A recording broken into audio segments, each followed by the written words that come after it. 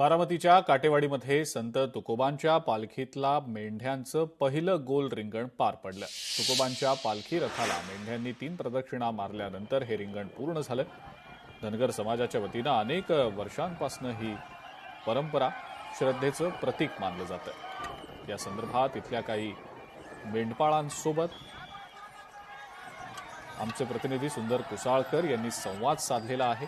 सोमनाथ माने यांच्याशी सुद्धा त्यांनी संवाद साधलाय, आपण पाहूया। जगद्गुरू संत तुकाराम महाराजांच्या पालखीमध्ये मेंढ्यांचं पहिलं रिंगण या ठिकाणी पार पडलेलं आहे। सहभागी बकरा मागच्या वेळेस काय तर 900 काय तर होतं, ह्या वर्षी 1200 बकरा। म्हणजे जसं आपण रिंगण तयार करतो तसे मेंढ्या आमच्या बकरी वाढायला लागली। पहिलं आपण काकडे टाकलेलं होतं की जी बकऱ्यांना जी रोगराई यायची ती फक्त इटलाने ती बंद केलेलं आहे।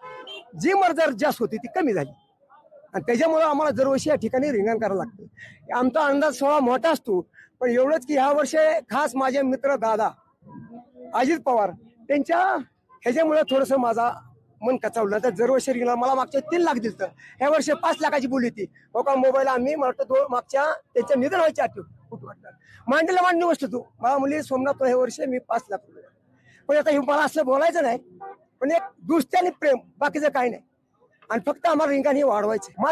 माझं सध्या आमच्या लोकांचं समजायचं मन नाराज आहे, माझा 100% मन नाराज आहे।